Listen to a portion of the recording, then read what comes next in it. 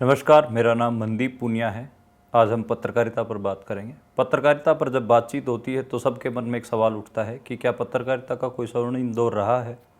मेरे हिसाब से इसका जवाब है ना। भारत में पत्रकारिता का कोई उस हिसाब से स्वर्णिम दौर नहीं रहा, लेकिन ये सबसे बदतर दौर है।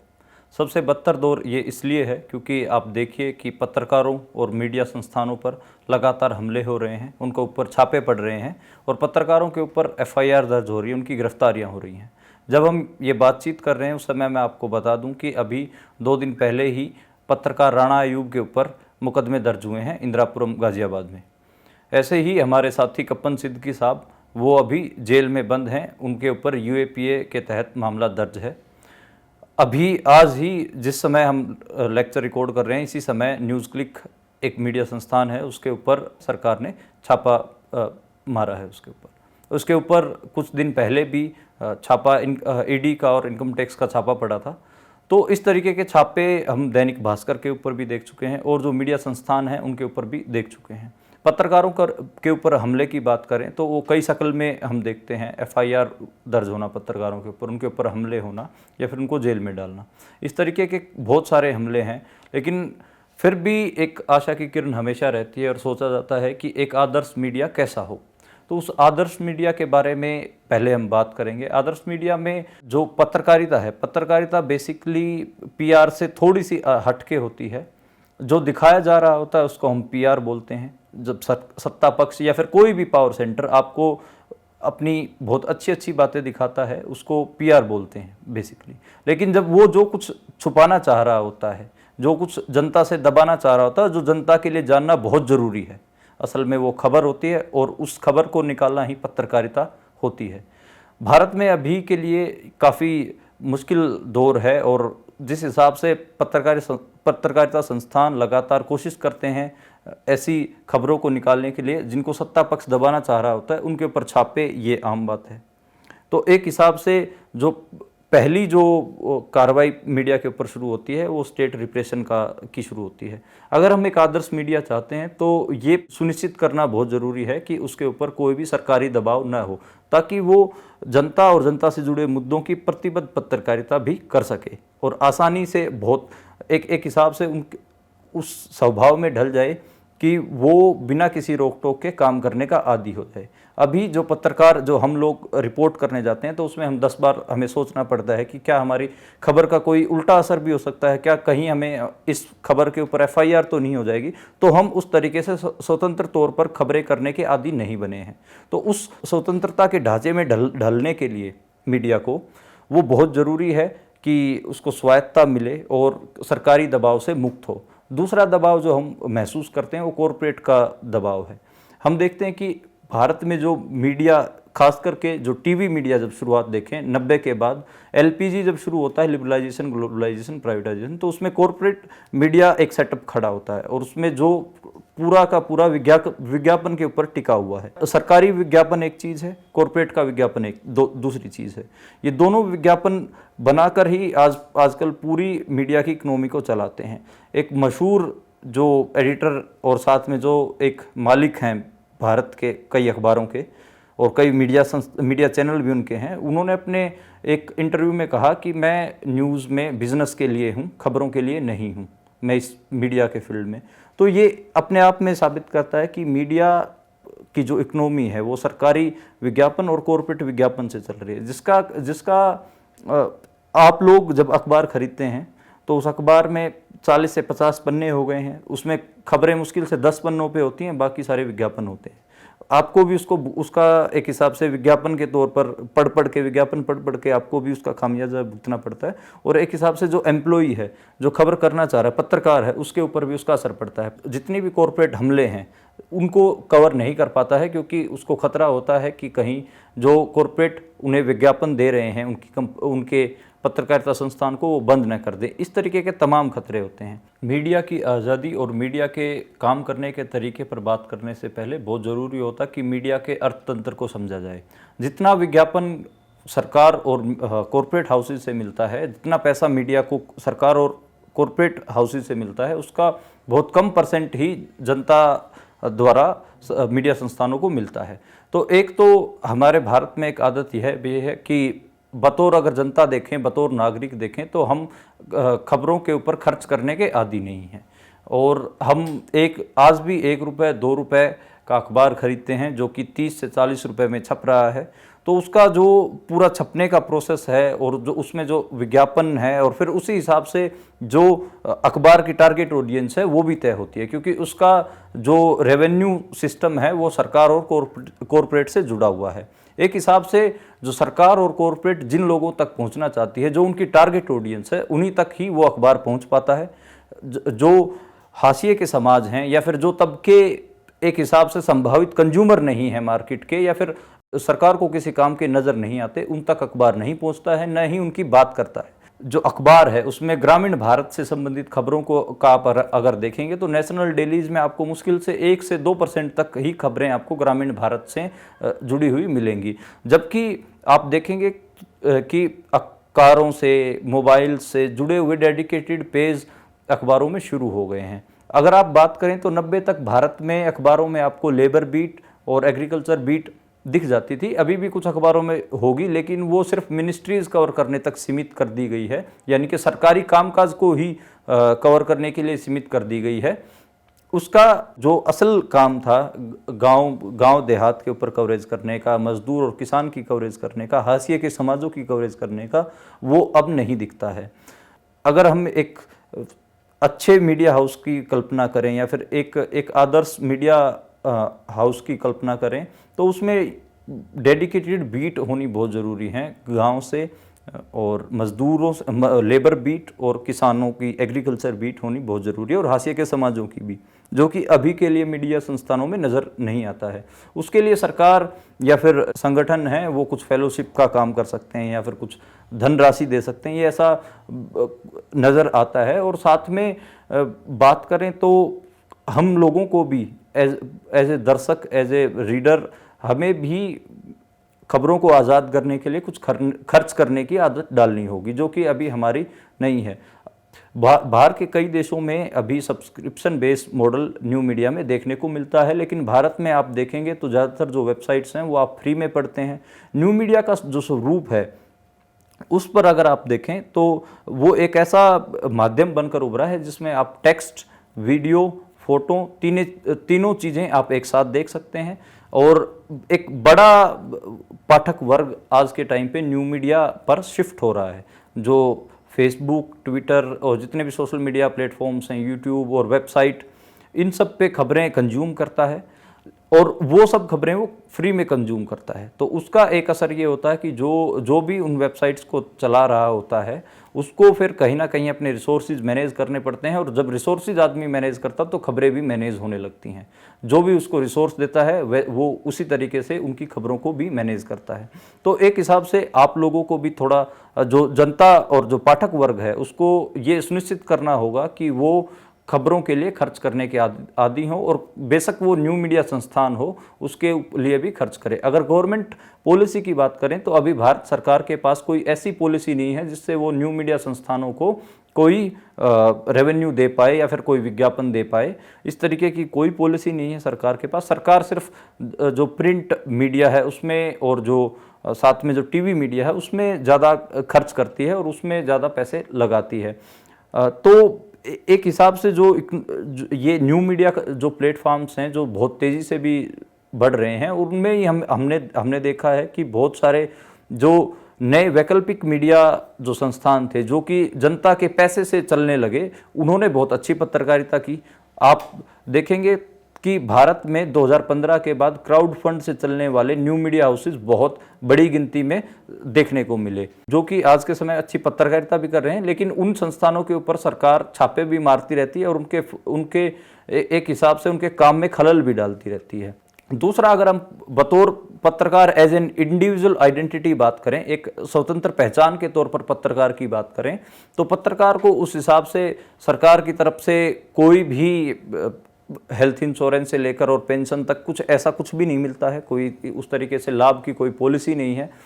अभी महामारी के दौरान बहुत सारे पत्रकारों ने जान गंवाया। प्रायोरिटी बेसिस पे फ्रंटलाइन वर्कर भी पत्रकारों को नहीं घोषित किया गया। बहुत सारी राज्य सरकारों के ऊपर पत्रकारों को दबाव बनाना पड़ा, जिसके बाद उनको फ्रंटलाइन वर्कर माना गया, उनकी वैक्सीनेशन हुई और कुछ जो पत्रकार जिनकी इस महामारी के दौरान जान चली गई थी, तो उनके लिए थोड़ी बहुत कंपनसेशन का मामला बन पाया, वो भी बहुत ज़्यादा प्रोटेस्ट के बाद और लगातार रिप्रेजेंटेशन देने के बाद। तो एक हिसाब से पत्रकारों की एज एन इंडिविजुअल या स्वतंत्र पहचान के तौर पर बात करें तो राज्य सरकार को या केंद्र सरकार को ये भी करने की कोशिश करनी चाहिए कि उनकी हेल्थ से लेकर उनकी पेंशन तक का कुछ हो पाए, ताकि वो एक हिसाब से जिस फ्रंट पे, क्योंकि वो फ्रंट लाइन वर्कर हैं, वो आपको जो आपके अंदर अज्ञात का भय है, फियर ऑफ अननोन है, उसको दूर करते हैं, जो कि बहुत एक हिसाब से बहुत ज़रूरी एस्पेक्ट है हमारे ज़िंदगी का। और ये जो फियर ऑफ अननोन है, ये बेसिकली जब भी दूर हो पाता है जब आप कम्युनिकेट कर पाते हैं, आप तक सही खबरें पहुंच पाती हैं और सही जानकारियां पहुंच पाती हैं। इस चीज़ का बहुत बुरा अभी बहुत अभाव है, और इस अभाव को और ज़्यादा पुख्ता करने के लिए न्यू मीडिया और वेबसाइट्स के ऊपर सरकार स्वायत्ता देने की बजाय उनको विज्ञापन और दूसरी सुविधाएं प्रोवाइड करवाने की बजाय लगाम लगाने की कोशिश कर रही है, जो कि नई जो इन्फॉर्मेशन एंड ब्रॉडकास्टिंग मिनिस्ट्री द्वारा नई गाइडलाइंस जारी करी है। उनको अगर आप पढ़ेंगे तो आपको लगेगा कि आज के समय में वेबसाइट चलाना भी एक महाभारत बना दिया गया है। ज़्यादातर जो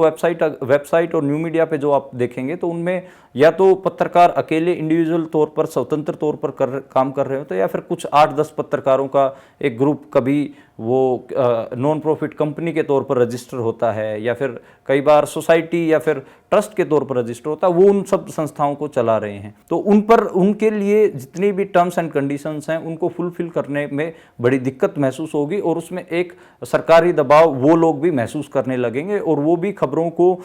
हर खबर को रोककर ये सोचने पे मजबूर होंगे कि कहीं हमारे ऊपर कोई केस तो नहीं हो जाएगा, कहीं इसकी वजह से कहीं हमारे संस्थान हमें बंद तो नहीं करना पड़ जाएगा। तो जो एक सरकारी पहरा है वो हमें नज़र आता है मीडिया पर, तो सरकारी पहरा हटाना बहुत ज़्यादा ज़रूरी है। मैं गांव के एक किसान से बात कर रहा था करनाल में, तो उस करनाल के उस किसान ने मुझे एक बहुत ज़रूरी बात कही जो मेरे दिमाग में हमेशा घूमती रहती है। वो कहते हैं कि आजकल कलम के ऊपर सरकारी और बंदूक का पहरा है। जो हमारी कलम है उसने बताया कि कितनी डरी हुई है, वो किसानों की और मजदूरों की बात ढंग से कर ही नहीं पाती।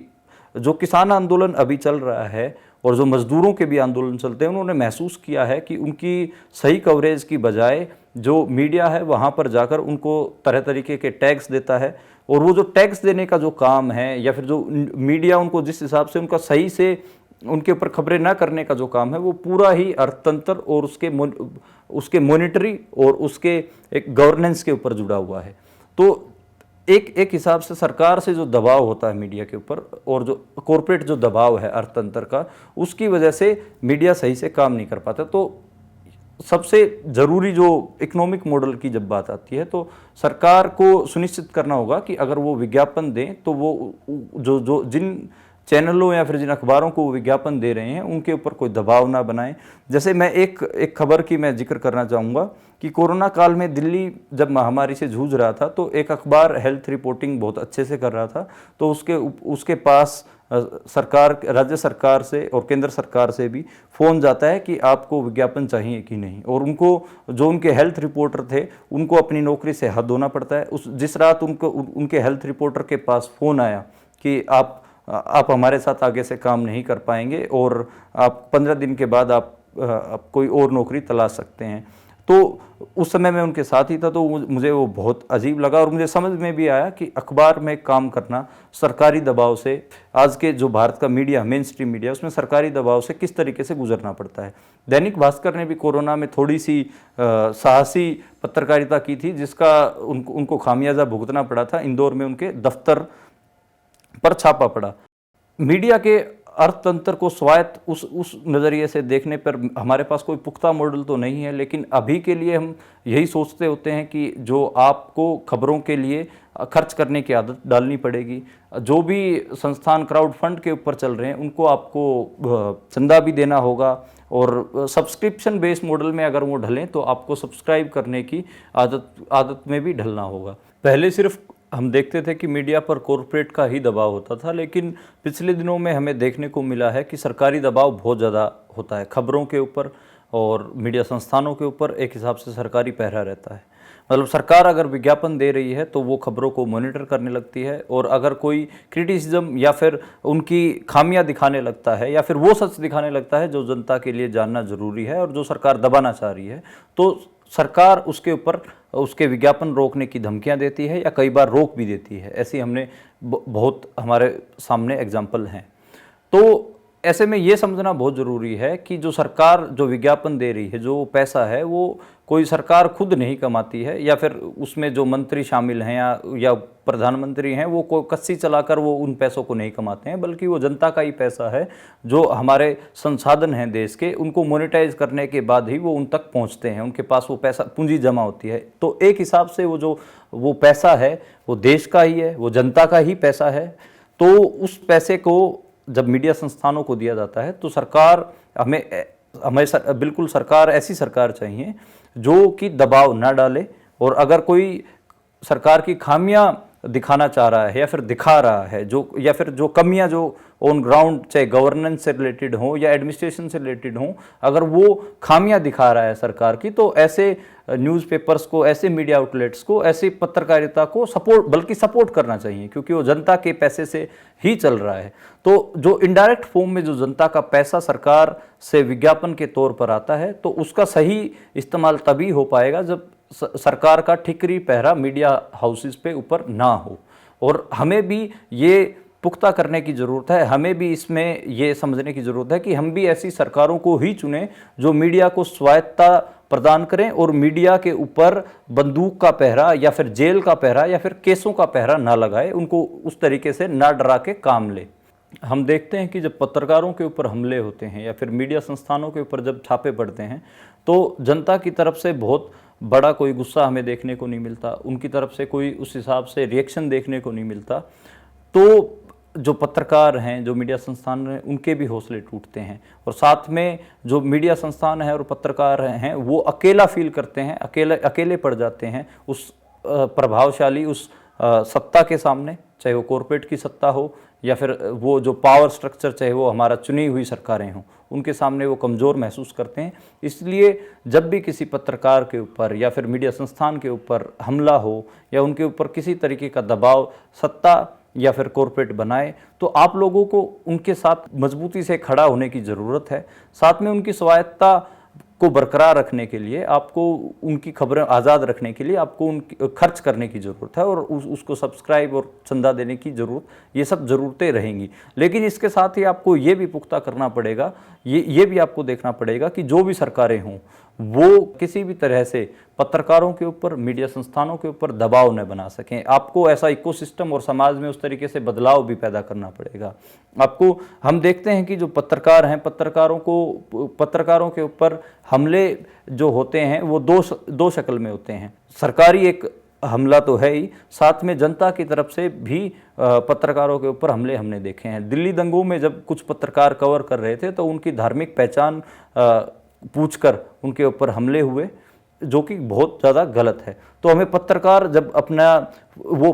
बेसिकली पत्रकार फ्रंट लाइन वर्कर ही हैं, जब वो अपने न्यूज़ गैदरिंग का काम करते हैं, जब वो आप तक इन्फॉर्मेशन पहुंचाने के लिए ग्राउंड पर दौड़ भाग कर रहे होते हैं, तो हमें उनकी इज्जत करनी चाहिए और नागरिकों को किसी भी तरीके का हमला या फिर किसी भी तरीके की बदतमीजी पत्रकारों के साथ नहीं करनी चाहिए। पुलिसिया जो बर्ताव है, पुलिसिया बर्ताव के ऊपर भी लगातार सवाल उठ रहे हैं। भारत के जो पुलिसिंग सिस्टम है उसके ऊपर सीरियसली बात होनी ही चाहिए, क्योंकि जिस हिसाब से वो पत्रकारों से पेश आती है वो वाकई में बहुत दुखदायक है। पत्रकार जब किसी धरने को कवर करने जाते हैं या फिर कोई ज़रूरी जगह पर ग्राउंड जीरो से रिपोर्ट करना चाह रहे होते हैं तो पुलिस दखलंदाजी करती है। तो ऐसे में हमें यह भी सुनिश्चित करना होगा कि किसी भी तरीके का पुलिसिया दबाव और पुलिस पत्रकारों के काम में खलल न डाले। तो एक हिसाब से जो एडमिनिस्ट्रेटिव एस्पेक्ट है हमारे इंडियन कॉन्स्टिट्यूशन का या फिर हमारे इंडियन इकोसिस्टम का, तो उसमें हमें ये भी पुख्ता करना होगा कि उस तरीके के दबाव पत्रकारों के ऊपर ना हो, पुलिसिया दबाव बिल्कुल भी ना हो।